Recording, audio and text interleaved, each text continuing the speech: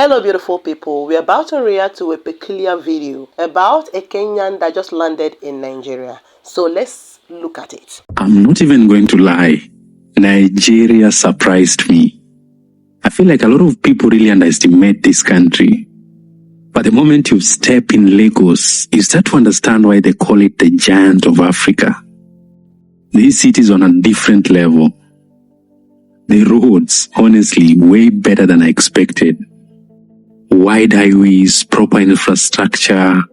This is not what people show you online.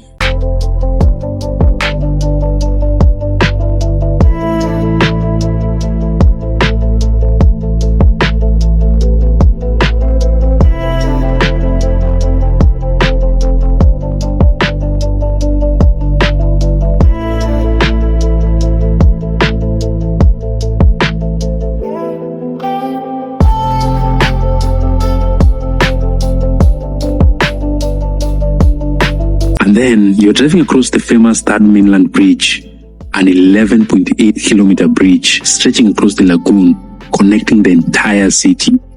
At one point, it was the longest bridge in Africa. Until today, it's one of the most important lifelines of Lagos. And I'm just sitting there like, yeah, this is the giant of Africa.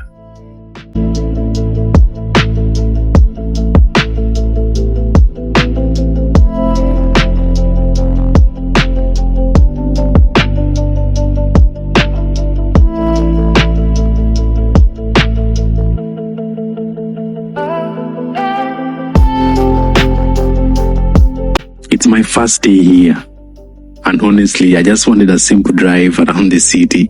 So join me as we step out for the first time and check out Lagos and just get to show you how beautiful this country is and this state is. First off, from the surprise that you felt, I would say that this is strictly my own opinion. I believe you've seen so many videos about the beauty of Nigeria. I mean both Lagos and other states in Nigeria. And you are not the only one, because many, when they enter Nigeria, will be shocked despite that they've seen beautiful videos about Nigeria. And when they say the internet lied to me about Nigeria, sometimes I get pissed, but I don't blame them. Alright, but sometimes I get pissed because you cannot tell me that if you put or you impute the name Nigeria, that all you would see are bad things. You've passed that stage. If you search for good things about Nigeria, you would definitely see so many videos. There are videos to change the narrative, and there are videos to change the bad stereotypes. Yes, however, some people choose to believe the negative narrative, but I won't blame them, alright? Because normally as a foreigner, it is different when you watch something online and when you feel them in real life. It hits differently. Well, there are so many beautiful videos, but changing the narratives, only a few. Why am I saying that? Let me make something clear. Dropping a beautiful video about a nation or a place with millions of views, or regardless of the views, will not change the narrative. It is actually the comment section that actually changes the narrative. That's what I've come to realize. The comment section is actually the engine room. Dear big content creators, do not feel too busy to respond or engage people in the comment section. At least 20% of the comments that are critical should be clarified. No matter how beautiful you claim a place is, I personally will confirm or believe based on the comments about the place if I am not conversant with the place. I'm in Nigeria. Someone may cover a section of Dubai and say this is Kenya or this is Tanzania. I may not know if it is true because I've not been there. So the first thing I would do is to rush to the comment section to see the engagement, the argument, and the clarification. Some of you are even like that. Some people will be reading the comment as well as watching the video. It is in the comments that people will debunk or uphold the video. Some big YouTubers and content creators will post beautiful scenes of Nigeria, and after that they will run off. And when you run off, these evil people from neighboring nations will enter the comment section to tell people that you lied.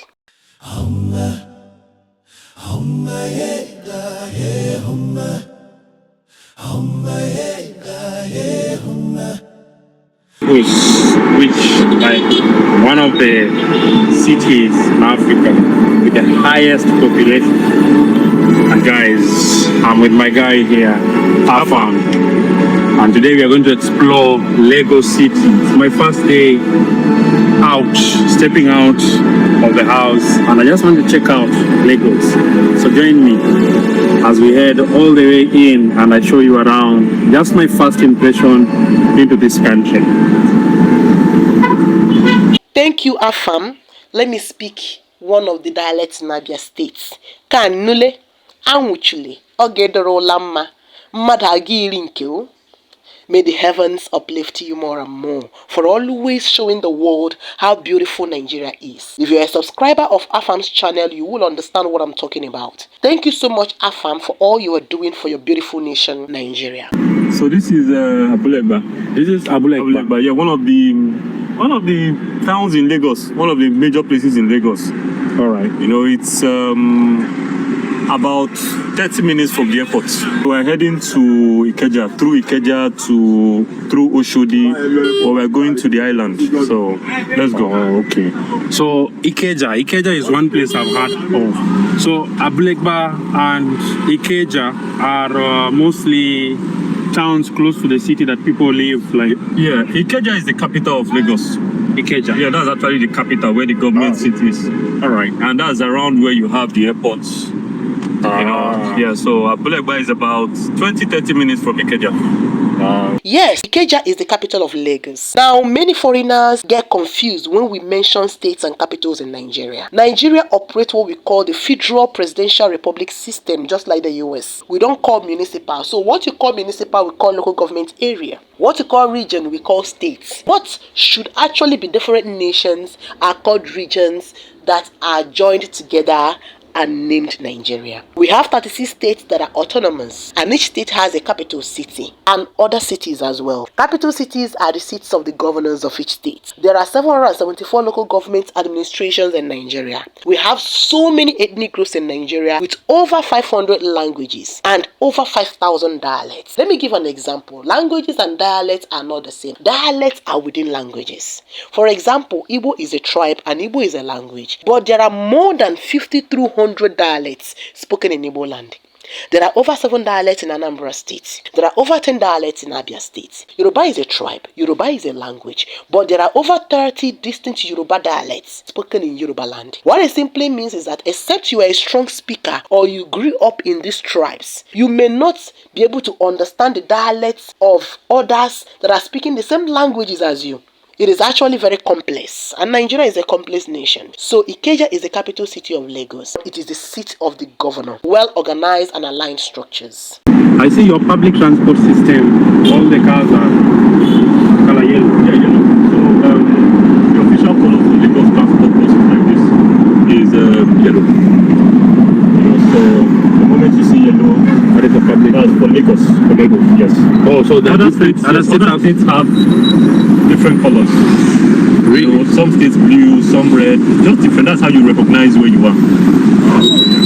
These buses are called Danfo buses.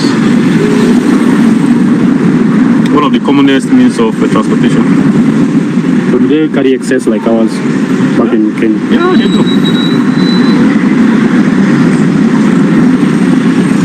Absolutely. Afam is absolutely correct. Each state have their own colors. Why? Because of the union. Alright, they have strong union. However, I would want to say here that yellow is not peculiar only to Lagos State. I've been to some states, and a few states do have yellow buses, but with markings or with some other color designs. However, the appearance are very clean. I would say that Lagos own is more rickety. I wouldn't say old, but mostly rickety. Why? Because I came to realize that some of them are not actually originally vehicles, but locally assembled scraps and a separate engine installed, the body painted with spray paint, separate seats installed, anchored together by iron. That's why I keep insisting that most of these vehicles are weapons fashioned against innocent Lagosians. However, government is trying their best to push them out of the road. They've been fighting back. New intracity buses are already on the road. They are white and blue buses that are air conditioned. Yet these rickety bus drivers no dey hear word. Now there are three of them. We have the mole, where that's the longer ones, the danfo, that's the mid buses, and the korope, the mini buses. However, recently the new drivers that are refined are buying new koropes and they are looking refined. But when you see those old korope, nothing is inside them. However, a typical Lagosian will still use the danfos because the blue and white buses got mostly rejected by the danfo drivers. Lagosians. Also, yellow buses are typical to mainland. Aja and the environs do have different colored danfo buses. When you enter VI, kindly confirm what I'm saying. The yellow buses you see in VI are conveying people from the island to the mainland, while the green and white and other colored buses convey people to islands and the environment. My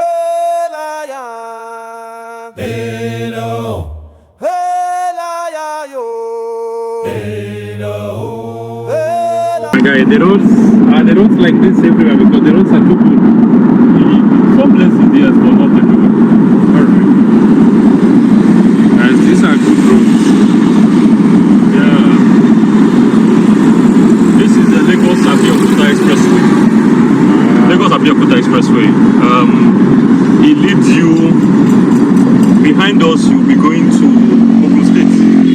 Ogun State. Ogun State. Yeah, the state I told you about. Oh yeah. So when it comes to road network in Nigeria, not just in Lagos, in all the mega cities across the nation, I would say that Nigeria has it. You will see potholes in some streets and in some roads. Yes, that's true. But the major roads are clean and standard. Also, Nigeria has overall wide roads. Although in some states some roads are wider, but we have wide roads generally. In some locations, you may see the roads being narrow due to indiscriminate parking. For this video, I feel there is nothing really much to react here except the roads, because from the angle of his 4K camera, he didn't really capture buildings as he should be, which I feel is deliberate because he may want to give us a better view when touring the locations.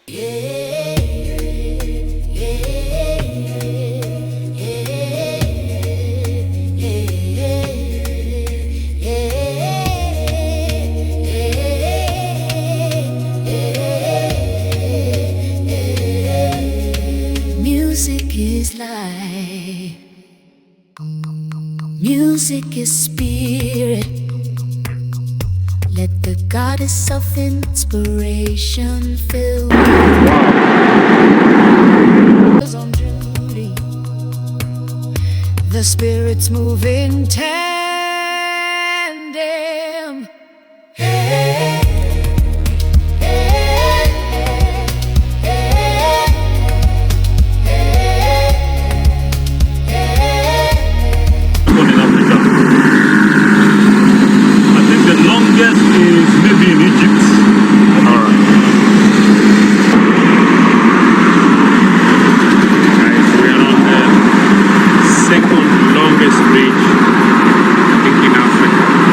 The third mainland bridge is an 11.8 kilometer two-way 8-lane bridge that was inaugurated in 1990 by the military president then, Major General Ibrahim Babangida. It is one of the longest bridges in Africa. In fact, it was actually the longest bridge before the construction of the 6th October Bridge in Cairo, Egypt. So right now, the Third Mainland Bridge is sitting as the second longest bridge in Africa. From the name Third Mainland Bridge, it was actually the third bridge built then to connect mainland to the lagoon, but mostly lagoon. Alright, that's the swampy areas. So there are three long bridges connecting mainland to the island. The first is the Qatar Bridge, built in 1901. Some of you call it Kara Bridge.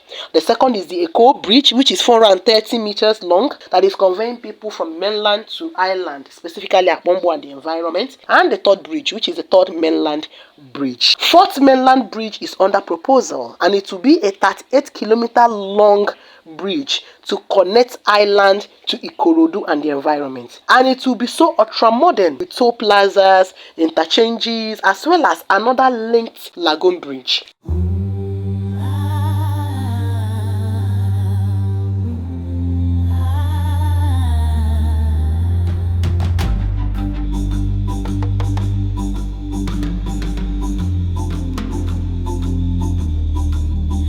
Music is life, music is spirit. Let the God inspiration fill you. Dance to the spirit, your soul on a journey for redemption. Awaken the waters, awaken the earth, awaken the air. The fires are ready, the messengers are on duty, the spirits move in tandem.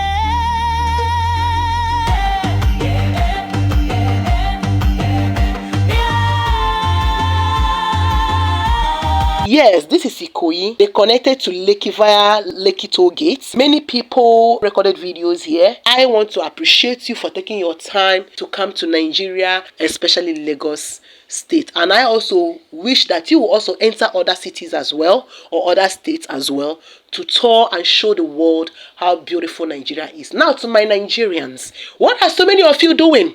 Are so many of you busy demarketing Nigeria while you are in neighboring nations? I know very well that 90% of you talking anyhow, you've not even seen all these places in Lagos.